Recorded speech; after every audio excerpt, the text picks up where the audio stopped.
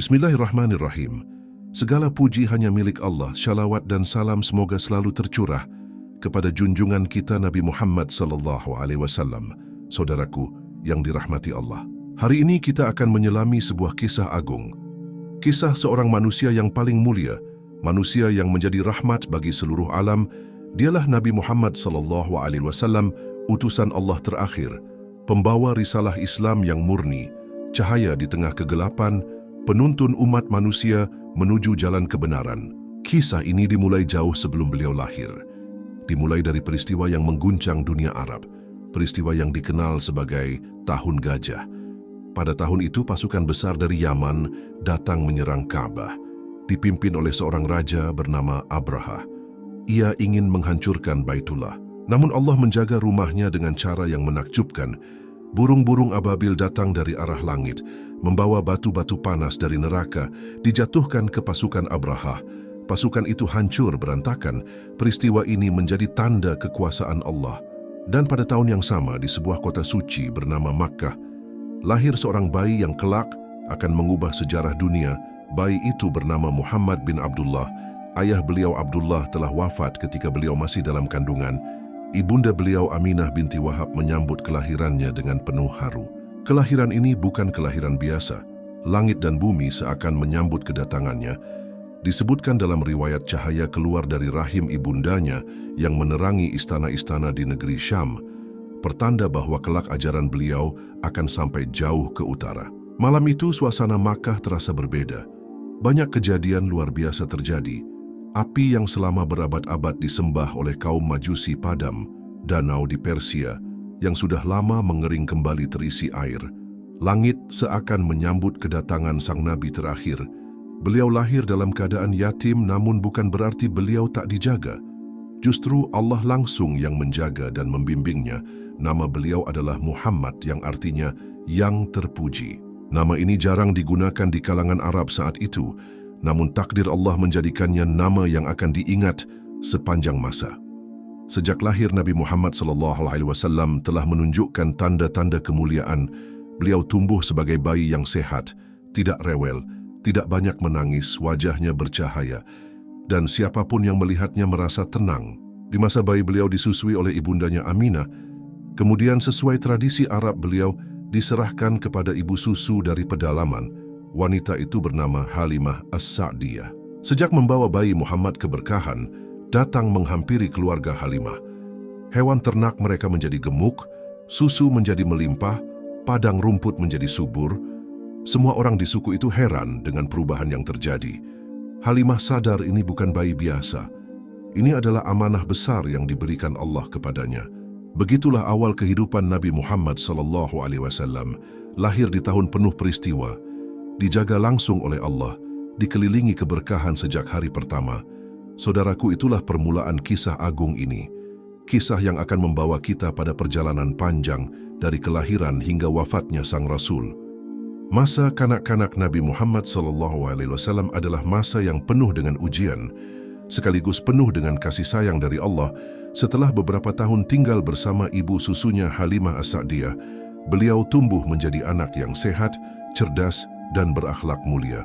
Halimah merasakan keberkahan yang tak pernah ia rasakan sebelumnya. Segala urusan hidupnya dimudahkan, rezekinya melimpah, dan suasana keluarganya penuh dengan kegembiraan. Semua itu berkat kehadiran Muhammad kecil di tengah-tengah mereka. Suatu hari ketika Muhammad kecil sedang bermain bersama teman-temannya di padang pasir, datanglah dua malaikat dalam rupa manusia. Mereka membaringkan beliau lalu membelah dadanya, mengeluarkan segumpal darah hitam dari dalam hatinya. Darah itu adalah bagian dari godaan setan yang Allah keluarkan darinya. Lalu malaikat itu mencuci hati beliau dengan air zam-zam hingga bersih. Setelah itu hati beliau dikembalikan dan dadanya ditutup kembali. Teman-temannya yang melihat kejadian itu ketakutan lalu berlari memberitahu Halimah. Namun Muhammad kecil kembali dengan tenang tanpa rasa sakit sedikit pun.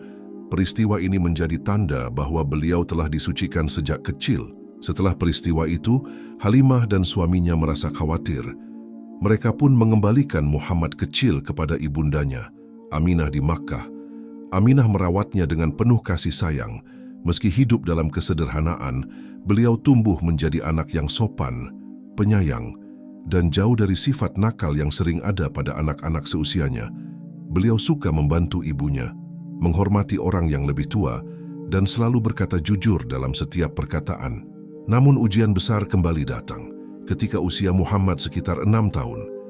Ibunda tercinta Aminah wafat di Abwa saat perjalanan pulang dari Madinah. Beliau menjadi yatim piatu tanpa ayah dan ibu. Hanya ada kenangan singkat bersama ibundanya yang tersisa di hati. Setelah itu beliau diasuh oleh kakeknya Abdul Muthalib yang sangat menyayanginya. Abdul Muthalib bahkan memberikan tempat duduk khusus di dekat Ka'bah untuk Muhammad kecil, sesuatu yang tidak biasa diberikan kepada anak-anak. Hal ini menunjukkan betapa istimewanya beliau di mata sang kakek. Namun 2 tahun kemudian, Abdul Muthalib pun wafat. Muhammad kecil kembali kehilangan sosok pelindung yang ia cintai. Kini beliau diasuh oleh pamannya Abu Thalib. Meski Abu Thalib hidup dalam kesederhanaan, ia merawat Muhammad dengan penuh perhatian. Abu Thalib sering mengajaknya dalam perjalanan dagang dan mulai mengenalkannya dengan dunia perdagangan. Muhammad kecil menunjukkan kecerdasan, kejujuran dan ketekunan yang luar biasa. Bahkan di usia muda, beliau sudah dipercaya untuk mengurus barang dagangan orang lain. Sejak kecil, Muhammad SAW telah terbiasa dengan kehidupan yang sederhana, tidak manja dan mandiri. Beliau menggembalakan kambing untuk membantu pamannya. Pekerjaan ini melatih kesabaran dan ketelitian sambil mengamati alam ciptaan Allah. Beliau juga dikenal oleh penduduk Makkah sebagai anak yang jujur, amanah dan tidak pernah berbohong. Semua orang yang mengenalnya merasa nyaman dan percaya padanya. Ini adalah tanda awal bahwa Allah sedang mempersiapkan beliau untuk misi besar di masa depan. Masa kanak-kanak Nabi Muhammad adalah masa pembentukan karakter yang luar biasa. Meski kehilangan kedua orang tuanya sejak kecil, beliau tidak tumbuh menjadi anak yang lemah atau putus asa. Justru beliau menjadi pribadi yang kuat, penuh empati, dan memiliki hati yang bersih. Semua peristiwa yang beliau alami sejak kecil adalah bagian dari rencana Allah untuk menjadikannya pemimpin, pembimbing, dan teladan bagi seluruh umat manusia. Memasuki usia remaja, Nabi Muhammad SAW tumbuh menjadi pemuda yang berwibawa. Kepribadiannya semakin menonjol di tengah masyarakat Makkah. Wajahnya bersih, tutur katanya lembut, dan setiap gerak-geriknya memancarkan akhlak yang mulia. Beliau tidak pernah terlibat dalam kebiasaan buruk yang umum di kalangan pemuda pada masa itu, seperti mabuk, berjudi, atau menyembah berhala. Hatinya selalu terjaga oleh Allah dari segala bentuk kemaksiatan. Pada usia 12 tahun, beliau diajak pamannya Abu Thalib dalam perjalanan dagang menuju negeri Syam. Ini adalah perjalanan jauh pertama beliau keluar dari Makkah. Di tengah perjalanan, rombongan kafilah singgah di sebuah tempat bernama Bushra. Di sana seorang rahib Nasrani bernama Buhaira melihat tanda-tanda kenabian pada diri Muhammad muda. Buhaira melihat cahaya kenabian di wajah beliau, bahkan ia menemukan tanda kenabian di punggungnya. Rahib itu berpesan kepada Abu Thalib agar menjaga keponakannya dengan baik karena kelak ia akan menjadi nabi terakhir. Sekembalinya ke Makkah, Muhammad muda semakin dikenal sebagai pemuda yang amanah. Beliau bekerja membantu perekonomian keluarga dengan menggembala kambing dan membantu perdagangan. Meski pekerjaan itu berat, beliau menjalaninya dengan penuh kesabaran dan keikhlasan. Sifat rajin dan kejujurannya membuatnya dihormati oleh semua orang, sehingga beliau mendapat julukan Al-Amin yang artinya orang yang dapat dipercaya. Saat remaja, beliau juga pernah ikut serta dalam Hilf al-Fudul, sebuah perjanjian mulia di antara para pemimpin Makkah untuk membela orang-orang lemah dan menegakkan keadilan. Perjanjian ini menunjukkan kepedulian beliau terhadap nilai-nilai kemanusiaan sejak muda. Bahkan setelah menjadi nabi, beliau masih mengingat perjanjian itu dan memujinya. Muhammad remaja juga menunjukkan kemandirian luar biasa. Beliau belajar berdagang secara profesional, mempelajari cara berinteraksi dengan berbagai macam orang, mempelajari kejujuran dalam bisnis, dan menghindari kecurangan yang banyak dilakukan pedagang lain. Dalam setiap pertemuan dagang, beliau selalu menampilkan sikap santun, jujur, dan tidak mengambil keuntungan secara zalim. Hal ini membuat banyak orang semakin percaya dan menghormatinya. Di tengah masyarakat yang tenggelam dalam budaya jahiliyah, Muhammad remaja tetap menjaga kesucian dirinya. Beliau tidak pernah ikut dalam pesta pora atau penyembahan berhala. Bahkan ketika ada acara hiburan yang mengandung kemaksiatan, Allah selalu membuat beliau tertidur sebelum acara itu dimulai. Ini adalah bentuk perlindungan Allah agar hatinya tetap suci dan siap menerima wahyu di masa depan. Masa remaja Nabi Muhammad adalah masa di mana fondasi kepemimpinannya semakin kokoh. Beliau tumbuh sebagai pemuda yang cerdas, pekerja keras, dermawan, dan sangat dipercaya oleh semua orang yang mengenalnya. Kepribadian ini kelak menjadi modal besar dalam menjalankan misi kenabian. Karena seorang pemimpin yang agung lahir dari kebersihan hati dan kejujuran yang terjaga sejak muda. Memasuki usia dewasa, Nabi Muhammad semakin dikenal sebagai sosok yang sangat jujur, amanah dan bijaksana. Masyarakat Makkah memandang beliau sebagai teladan yang berbeda dari kebanyakan pemuda pada zamannya. Beliau tidak pernah terlibat dalam perbuatan tercela, tidak pernah berbohong, dan selalu menjaga kehormatan diri. Sifat-sifat inilah yang membuat banyak orang mengagumi dan mempercayainya dalam urusan apapun, termasuk urusan perdagangan yang pada masa itu menjadi sumber ekonomi utama masyarakat Quraisy. Keterampilan beliau dalam berdagang mulai diperhitungkan, hingga suatu ketika kabar tentang kejujurannya sampai kepada seorang wanita bangsawan dan saudagar kaya di Makkah bernama Khadijah binti Khuwailid.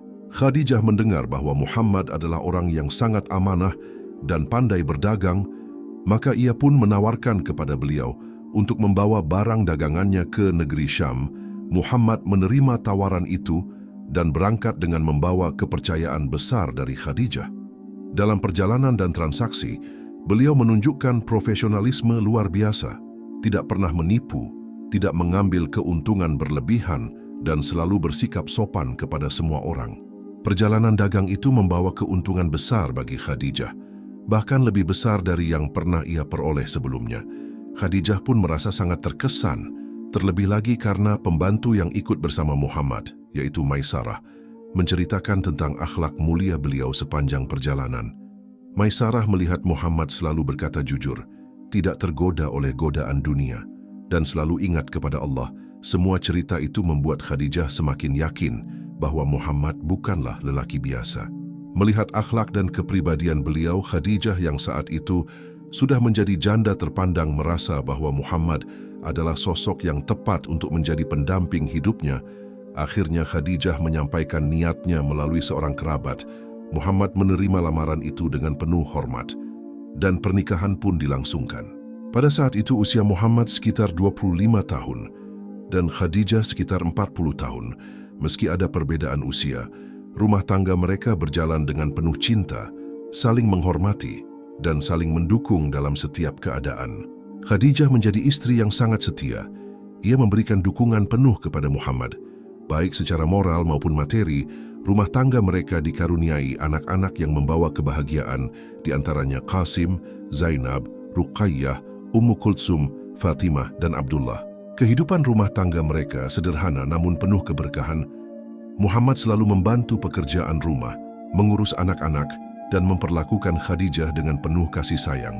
Sikapnya menjadi teladan sempurna bagi para suami di masa kini. Selama hidup bersama Khadijah, Muhammad tidak pernah menikah dengan wanita lain. Kesetiaan ini menunjukkan betapa besar cintanya kepada Khadijah. Beliau selalu menghormatinya.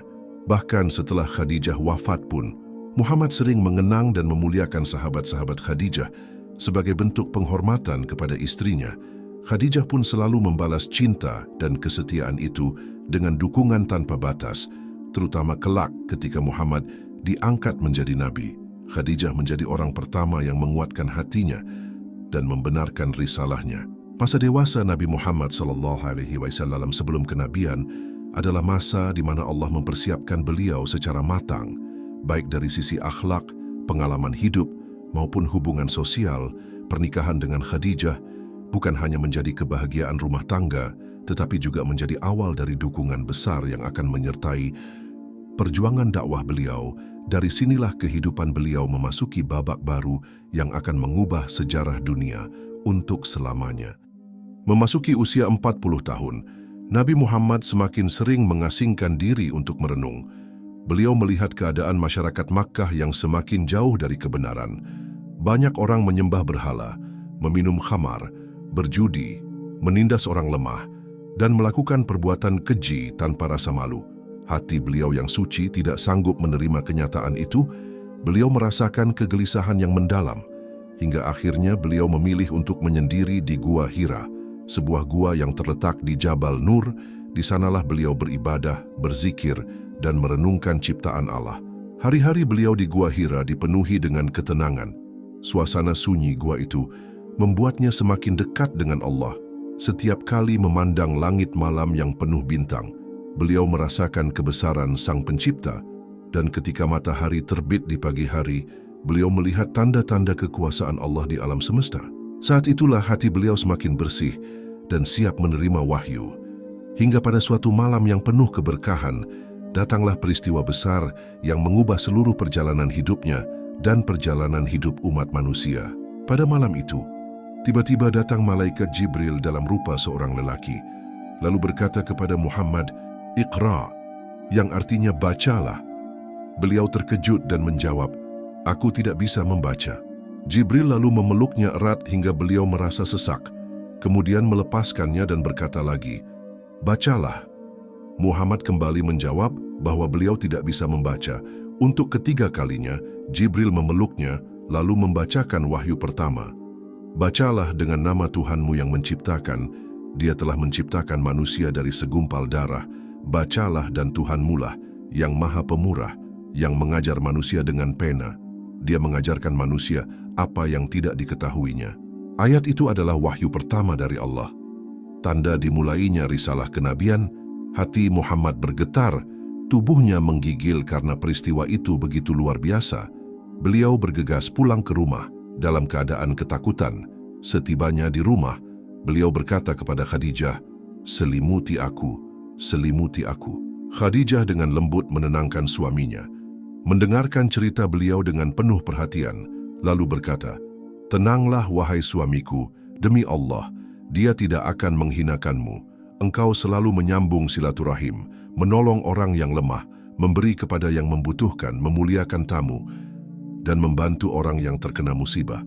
Khadijah lalu membawa Muhammad menemui sepupunya, Waraqah bin Naufal, seorang yang memahami kitab-kitab suci. Setelah mendengar cerita beliau, Waraqah berkata, "Itu adalah namus yang diturunkan kepada Musa. Engkau adalah nabi bagi umat ini, namun kelak kaummu akan mengusirmu."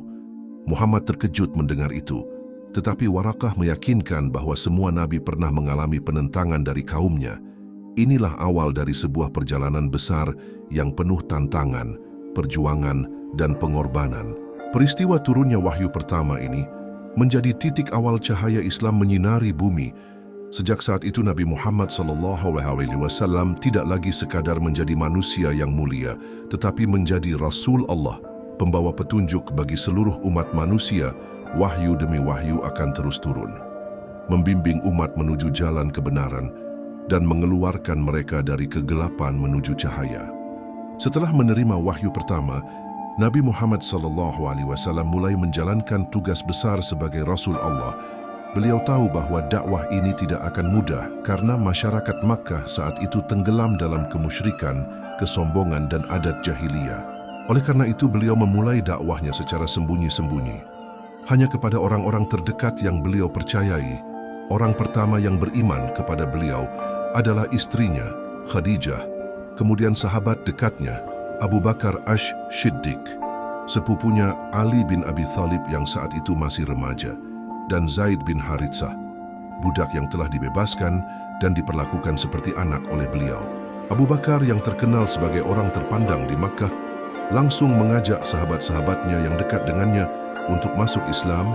Di antara mereka adalah Utsman bin Affan, Zubair bin Awam, Abdurrahman bin Auf, Sa'ad bin Abi Waqqash, dan Thalhah bin Ubaidillah. Mereka semua masuk Islam pada tahap awal dakwah ini. Rumah Arqam bin Abi Arqam menjadi tempat pertemuan rahasia kaum muslimin. Di sanalah Nabi mengajarkan wahyu yang diturunkan Allah, membina keimanan para sahabat, dan memperkuat ikatan persaudaraan mereka. Selama 3 tahun, dakwah berlangsung dengan penuh kehati-hatian. Kaum muslimin menunaikan ibadah secara sembunyi-sembunyi, agar tidak menimbulkan kemarahan para pemuka Quraisy. Namun, Meskipun dilakukan secara diam-diam, cahaya Islam mulai merambah ke hati-hati yang bersih. Sedikit demi sedikit jumlah pengikut bertambah. Para pengikut ini siap mengorbankan apapun demi agama yang baru mereka anut.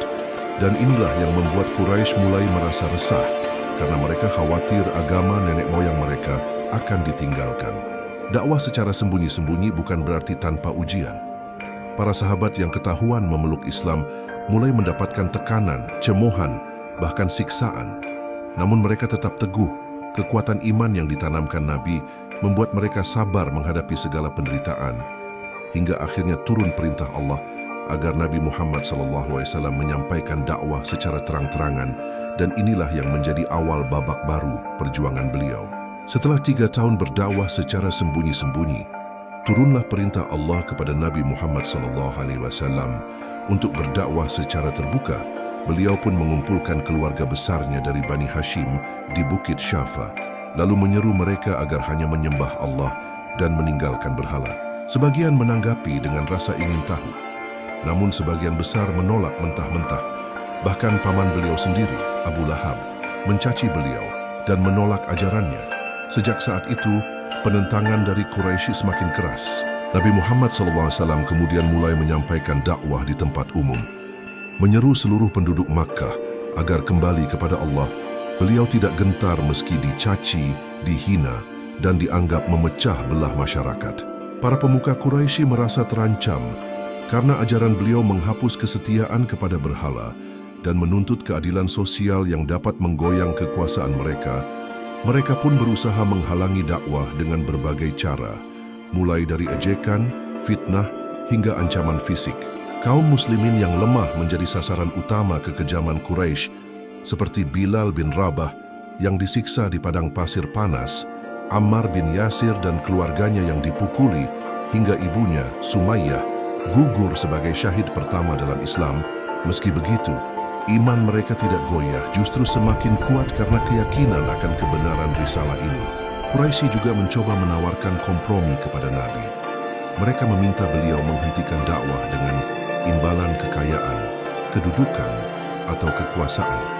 Namun beliau menolak dengan tegas dan berkata, "Seandainya mereka meletakkan matahari di tangan kananku dan bulan di tangan kiriku untuk meninggalkan dakwah ini, aku tidak akan meninggalkannya hingga Allah memenangkannya atau aku binasa karenanya." Penentangan Quraisy tidak membuat Nabi berhenti. Justru beliau semakin giat menyebarkan ajaran Islam. Meski harus menghadapi ujian yang semakin berat, inilah masa di mana keteguhan hati beliau dan para sahabat benar-benar diuji. Setelah lebih dari 10 tahun berdakwah di Makkah dengan berbagai tekanan, penyiksaan dan pemboikotan, keadaan kaum muslimin semakin sulit.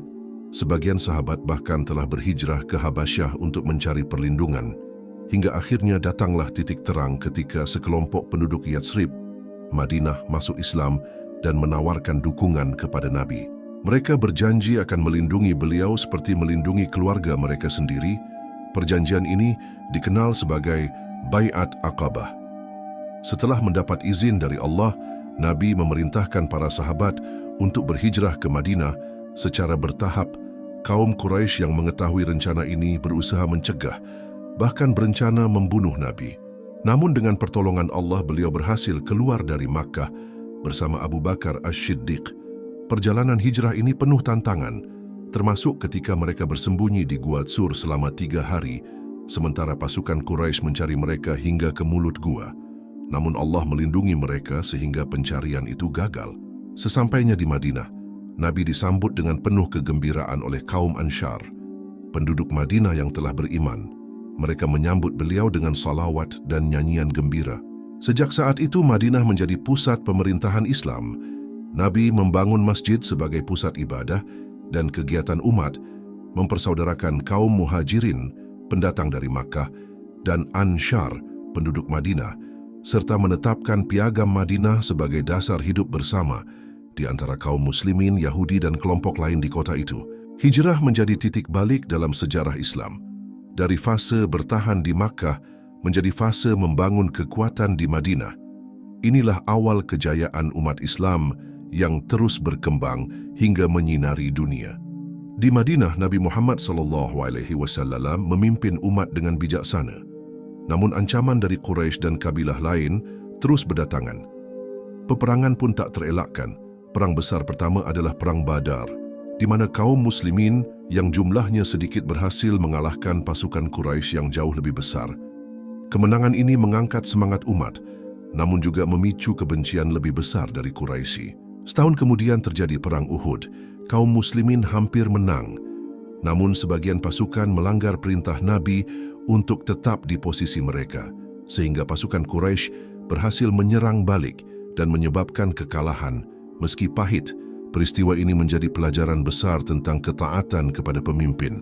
Selanjutnya terjadi Perang Khandaq, di mana kaum muslimin menggali parit sebagai strategi bertahan dari serangan gabungan Quraisy dan sekutunya.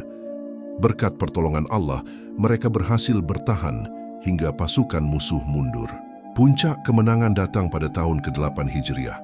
Ketika Nabi memimpin pembebasan Makkah, beliau memasuki kota itu tanpa peperangan. Berarti berhala-berhala di sekitar Ka'bah dihancurkan, dan beliau memberikan pengampunan kepada orang-orang Quraisy yang dulu memusuhinya. Sikap pemaaf ini membuat banyak orang masuk Islam. Dan sejak saat itu, Makkah menjadi pusat ibadah tauhid hingga akhir zaman.